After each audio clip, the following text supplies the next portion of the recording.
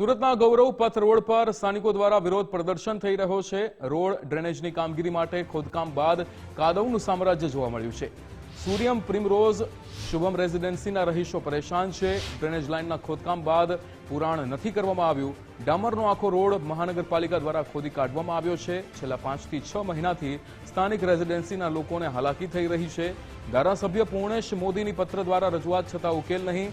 લોકોને પડતી મુશ્કેલી અંગે પૂર્ણેશ મોદીએ પત્ર લખ્યો હતો।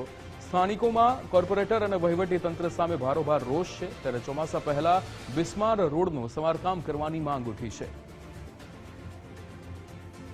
રાકેશ બ્રહ્મભટ્ટ આપણી સાથે ફોન લાઈન પર જોડાઈ ગયા છે। રાકેશ, અહીંયા કાદવનું સામ્રાજ્ય જોવા મળી રહ્યું છે। રોડ ડ્રેનેજની જે કામગીરી માટે ખોદકામ થયું છે, અહીંયા રહીશો પરેશાન થયા છે, શું વિગતો?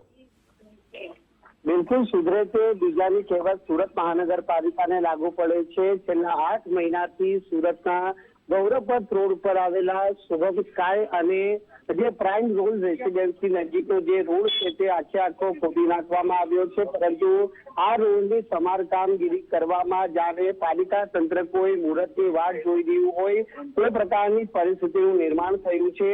ચોમાસાને હવે ગણતરીના દિવસો બાકી છે અને ચોમાસા દરમિયાન જો અહીં પાણી ભરાવાની થાય તો અહીંથી લોકોએ પગપાળા ચાલવું પણ ઘણું મુશ્કેલ સાબિત થઈ શકે છે। હાલ જે રોડ ખોદવામાં આવ્યો છે તેને લઈને પાણીની લાઈન તોડી નાખવામાં આવી છે। જે વાયરિંગનું જે કનેક્શન છે તે પણ તોડી નાખવામાં આવ્યા છે। એટલું જ નહીં પરંતુ કાદવ કીચડનું પણ આ સમગ્ર જે વિસ્તારની અંદર છે તે સામ્રાજ્ય ઉભું થયું છે।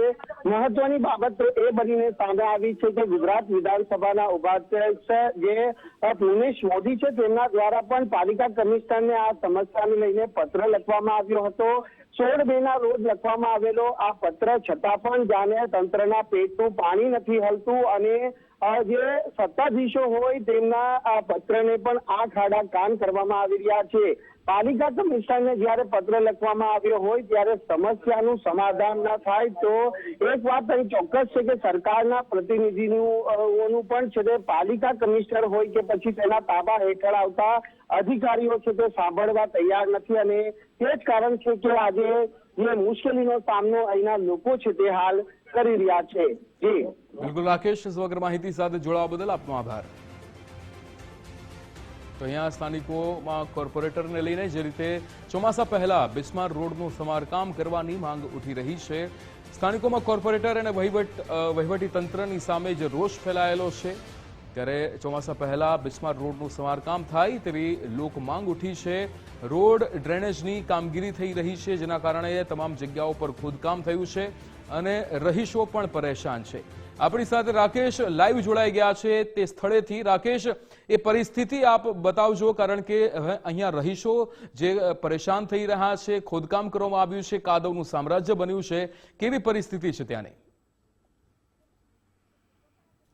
પહેલા તો અહીંની જે રોડ રસ્તાની તસવીરો બતાવવાનો પ્રયત્ન કરીશ કે અહીં કઈ હાલતમાં લોકો પોતાનું જીવન નિર્વાહ કરી રહ્યા છે। કામ ધંધાએ જવું હોય કે પછી જીવન જરૂરિયાતની કોઈ ચીજ વસ્તુ લેવા માટે જવું હોય ત્યારે આવા રોડમાંથી પસાર થવું પડી રહ્યું છે। એટલું જ નહીં પરંતુ કાદવ કિચડનું પણ બીજા તરફના છેડા ઉપર સામ્રાજ્ય છે, જ્યાંથી એક 2 વ્હીલ વાહન આવવામાં પણ ઘણી મુશ્કેલી પડી શકે તેમ છે। પાલિકા તંત્ર જાણે કોઈ દુર્ઘટનાની વાટ જોઈ રહ્યું હોય તે પ્રકારની સ્થિતિનું નિર્માણ થયું છે। ગૌરવપથ રોડની આ તસવીરો છે કે જ્યાં શુભમ સ્કાય અને સૂર્યમ પ્રાઇમ રોઝ રેસિડેન્સી આવેલી છે અને 500થી પણ વધુ લોકો જ્યારે અહીં વસવાટ કરતા આવ્યા છે ત્યારે આ લોકો પરિસ્થિતિમાંથી પસાર થઈ રહ્યા છે। લોકો શું કહી રહ્યા છે આપણે જાણવાનો પ્રયત્ન કરીશું। આપનું નામ? મારું નામ યોગેશ દેસાઈ છે અને અમે સૂર્યમ પ્રિમ રોઝમાં રહીએ છીએ। આ ફરિયાદ બાબતે અમે અનેકવાર રજૂઆતો કરી છે, કમિશનરશ્રીને પણ આપ્યા છે, ઝોનમાં પણ આપ્યું છે, ઓનલાઈન ફરિયાદ પણ કરી છે અને આપના ચેનલ મારફતે, મીડિયા મારફતે પણ જાણ કરી છે। પરંતુ મ્યુનિસિપલ કોર્પોરેશનના અધિકારીઓ અહીંયા આવ્યા પણ નથી, અમને મળ્યા પણ નથી અને આ કામ પણ કર્યું નથી। 1લી તારીખે જે વાવાઝોડું અને વરસાદ જે આવ્યો એની અંદર અમારી હાલત એટલી ખરાબ થઈ ગઈ કે અમારે બધાએ અંદર પુરાઈ રહેવું પડ્યું અમે લોકો બહાર પણ જઈ શક્યા નહીં, કામ ધંધે પણ જઈ શક્યા નહીં. અને હવે 2 દિવસમાં સ્કૂલ શરૂ થવાની તૈયારી છે. વરસાદ માથે બેઠો છે. અને આ તમે જે ગૌરવપથ રોડ જોઈ રહ્યા છો એ આપણે સુરતનો આઇકોનિક રોડ તરીકે આપણે ઓળખીએ છીએ. અને આ આપણે ઊભા છીએ એ પ્રગતિ પથ તરીકે ઓળખે છે. આ પ્રગતિ પથ છે કે અધોગતિ પથ છે એ આપણે જોવાની જરૂર છે. એટલે મ્યુનિસિપલ કોર્પોરેશનના અધિકારી અને નવા ચૂંટાયેલા જે કોર્પોરેટર છે એને મારી ખાસ વિનંતી છે કે આપ ધ્યાન આપો. અમે વેરો એડવાન્સમાં ભરીએ છીએ અને આ અગવડો ભોગવીએ છીએ. અન્ય મહિલાઓ ઉપસ્થિત છે, સીધી વાત કરીશું તેમના જોડે. પત્ર પણ કોઈના દ્વારા લખવામાં આવ્યો છે? કોના દ્વારા? આ ફ્લેટના મેમ્બરો થઈને લખ્યો છે પત્ર, કમિશનર ઓફિસમાં પણ આપ્યો છે અને વારંવાર રજૂઆત કરી છે, કોર્પોરેટરને પણ કરી છે. હું તો શહેરના મેયર શ્રી, સ્ટેન્ડિંગ કમિટીના ચેરમેનને ખાસ રિક્વેસ્ટ કરું છું કે તમે પણ આ બાબતમાં ધ્યાન આપો. તમે રોડ સફાઈના ઝુંબેશમાં જાઓ છો તો રોડ બનાવવાના ઝુંબેશમાં પણ જાઓ અને ઊભા રહીને અને તમે કામગીરી કરો. અહીંના ધારાસભ્ય દ્વારા પણ કંઈક પત્ર લખવામાં આવ્યો? હા, અહીંયાના મેમ્બરોએ તો આગળ જાણ તો કરેલી છે પણ કોઈ જાતનો રિસ્પોન્સ જ નથી. જેમ વડીલે કહ્યું એમ 2 દિવસ પહેલા જ્યારે વરસાદ અમને ખૂબ જ અગવડ પડેલી છે, તો પ્લીઝ એની માટે અમે રિપ્લાય કરી છે, તો તમે કંઈક જવાબ આપો તો વધુ સારું એમ. પૂર્ણેશ મોદીએ અહીંનો પત્ર લખ્યો છે પરંતુ હજી સુધી કોઈ નિરાકરણ નહીં. હા, પૂર્ણેશ મોદી સાહેબને પણ રજૂઆત કરી અને એમણે પણ ત્યાં જણાવ્યું, છતાં ત્યાંના કોર્પોરેશનના અધિકારીઓ કોઈ રીતે ધ્યાન આપતા જ નથી.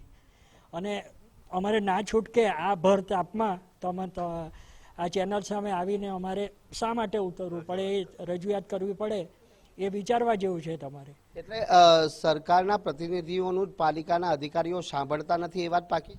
એવું જ લાગે છે, કારણ કે એમને વારંવાર રજૂઆત કરી છતાં ત્યાંથી અધિકારીઓ તો જોવા આવતા જ નથી. ઇવન કોર્પોરેટર સાહેબ આવી ગયા છે જોવા, પણ અધિકારીઓ આવતા નથી જોવા. તો બિલકુલ સ્થાનિક કોર્પોરેટર માત્ર નજર મારી અહીંથી ચાલ્યા ગયા છે, પરંતુ સમસ્યાનું નિરાકરણ ક્યારે તે પ્રશ્નનો જવાબ છે તે અહીંના લોકો માંગી રહ્યા છે.